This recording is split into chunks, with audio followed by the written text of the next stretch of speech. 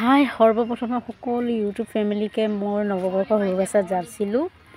Happy new year 2025 মানে সকলোৰে শুভে হওক তাৰে কামনা কৰিলোঁ দেই। হেপী নিউ ইয়েৰ সকলোকে যাচিছোঁ। আৰু এয়া ৰাতিপুৱা শুই উঠি মেলি মই মানে গা চা ধুই ধূপখাতি লগাই ঘৰত আজি মানে গোটেইবিলাক পবিত্ৰ কৰি লৈছোঁ। আৰু যিহেতু প্ৰথম জানুৱাৰী সেইটো কাৰণে তুলসী তলতো এগছি চাকি জ্বলালোঁ যাতে মানে গোটেই বছৰটো সুন্দৰ হৈ থাকে। হেপী নিউ ইয়েৰ কৈ দিয়া আকৌ।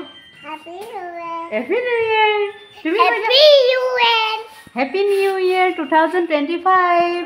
Happy new year 2025। Happy new year কৈ দিয়া আকৌ। Happy new year 2025। পিন্ধা। তাৰপিছত মই কণমানিহঁতৰ লগত অকণমান হেপী নিউ ইয়েৰ যাচি কেনে মই মানে আজি ওচৰতে জগন্নাথ মন্দিৰ এটা আছে সেইটোকে চাবলৈ বুলি ওলালোঁ আৰু দেই। ব'লক আপোনালোককো লৈ যাওঁ। এয়া গৈছোঁ হাজবেণ্ড আৰু মোৰ ছোৱালীজনী দুয়োজনী আমি আমাৰ ফেমিলিটোৱে গৈছোঁ আৰু দেই জগন্নাথ মন্দিৰটো চাবলৈ বুলি। প্ৰথম দিনাখন ভগৱানৰ আশীৰ্বাদ এটা পাই কিনে শুভ আৰম্ভ কৰিম বুলি ভাবিলোঁ আৰু গোটেই বছৰটো। সেইটো কাৰণে বাইকত যিহেতু তেল অকণমান আছিলে সেইটো কাৰণে তেল অলপ ভৰাই ল'লোঁ। তাৰপিছত আমি আকৌ পুনৰ যাবলৈ আৰম্ভ কৰিলোঁ দেই।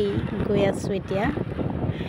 এয়া আমি অলৰেডি পাবলৈ পাৰিছোঁগৈ আৰু এইফালে দেখিছেনে গাড়ীবোৰ একদম পোনকৈ চিধাকৈ ৰখাই থৈছে। এইটো মানে জগন্নাথ টেম্পললৈ অহা গাড়ীবোৰ ৰখাই থৈ দিছে। মানে ইমান হাজাৰ মানুহ আহিছে। সেই দেখিছেনে জগন্নাথ মন্দিৰ পালোঁগৈ আৰু ইমান দূৰৰ পৰা গাড়ীবিলাক মানে ৰখাই থৈ দিছে ন।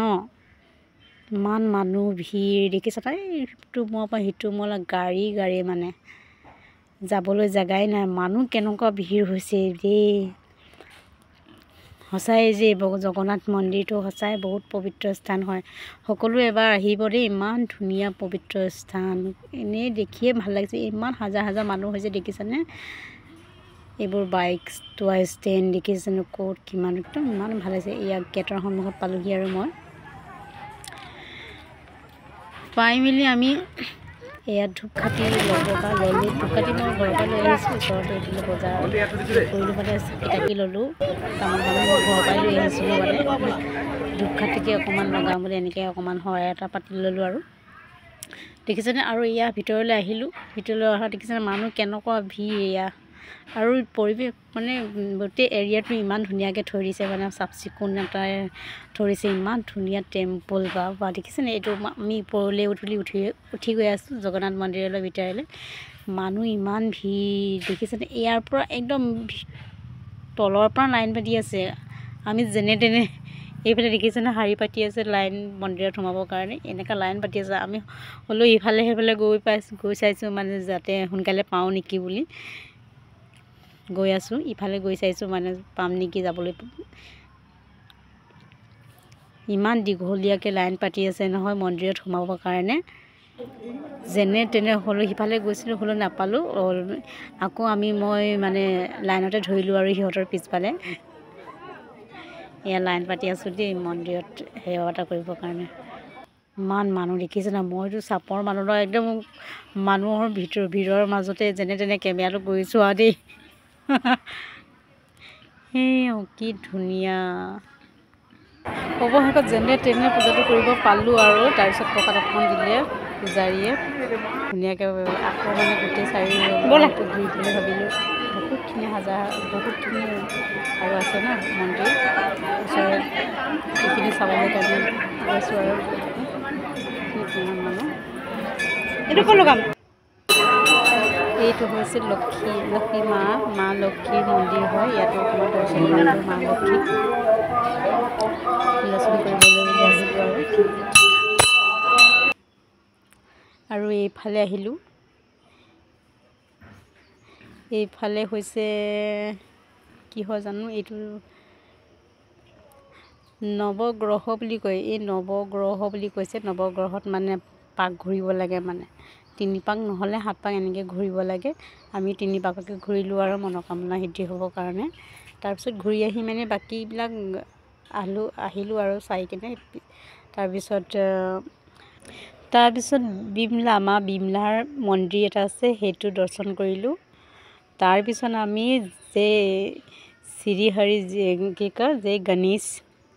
গণেশ বাবাৰ দৰ্শন কৰিলোঁ।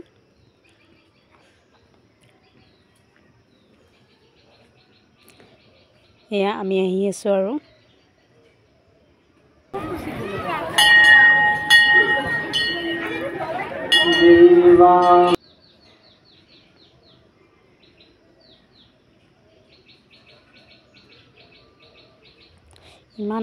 আজি ইমানেই ভাল লাগিছে মানে মন্দিৰলৈ আহি কেনে ইমান ভাল লাগিছে দেই। সেয়া দেখিছেনে পূজা কৰিছে চবেই, সকলোৱে। এইবোৰ গোটেই দেৱ দেৱতাবিলাকৰ পূজন হয়, চবেই কৰি আছে। আৰু সিফালে আছিলে শ্ৰী হনুমান, হনুমানৰ মন্দিৰ এটা আছিলে। হনুমান মন্দিৰলৈ যোৱা নহ'ল, হাজবেণ্ডে ঘৰলৈ আহোঁ বুলি ক'লে, সেইটো কাৰণে ঘূৰি আহিলোঁ আৰু নেক্সট দিনা আকৌ যাম। তাৰপিছত এইফালে ৱালে দেখিছেনে গোটেইবিলাক 33 কোটি দেৱতাৰ মানে অকল ভগৱানৰ প্ৰতিমূৰ্তিয়ে স্থাপিত কৰি থৈ দিয়া আছে, মানে দেখিলেই ভাল লাগি যায় আৰু সেইবোৰ সকলো চাই মেলি আহিলোঁ আৰু আমি আকৌ ঘৰলৈ বুলি ৰাওনা হ'লোগৈ আৰু দেই। এইবোৰ এবাৰ আপোনালোকক দেখা, গোটেই ৱালতে মানে ভগৱানৰ পৰা লীলাখেলা স্থাপিত কৰি থৈ দিছে, দেখিছা নাই? শ্ৰীকৃষ্ণৰ লীলাখেলা।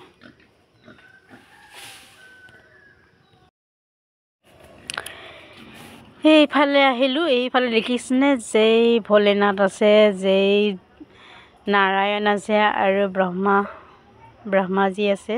সকলোকে দেখালোঁ এপাক আপোনালোককো, দেখিছেনে সকলো দেৱ দেৱীবিলাক। মন্দিৰৰ ইফালে মানে মেইন গেটতে মানে ভক্তসকলক খিচিৰি প্ৰদান কৰি আছে। খিচিৰি চবকে খাবলৈ দিছে। মানুহৰ একদম ভিৰৰ মাজতে ময়ো খিচিৰি এভাগ ল'বলৈ বুলি গ'লোঁ আৰু ঠেলি হেঁচি মেলি পালোঁ। 2 ভাগ লৈ আহিলোঁ, হাজবেণ্ডৰ কাৰণে এভাগ, মোৰ কাৰণে এভাগ, পাৰ্চিৰ কাৰণে লগতে খাম বুলি লৈ আহিলোঁ আৰু দেই। তাৰপিছত খাই বৈ মেলি ফাইনেলি ঘৰলৈ ঘূৰি আহিলোঁ। ফাইনেলি ঘৰত পাই গ'লোঁ। তাৰপিছত চবকে প্ৰসাদৰ নামত মানে গ্ৰেপছ আছিলে, আঙুৰ দিছিলে, তাকে চবকে এটা বিদায় দিলোঁ আৰু ভগৱানৰ প্ৰসাদ বুলি। এয়া ঘৰলৈ আহি ভিতৰত সোমাই দেখিছানে। বাই ভিডিঅ'টো ইমানতে সামৰিছোঁ। পুনৰ কাইলৈ লগ পাম। মোৰ ভিডিঅ'বিলাক চাই কেনেকুৱা লাগিছে, যদি ভাল লাগিছে লাইক এটা দিব আৰু কমেণ্ট কৰিবলৈ নাপাহৰিব। বাই।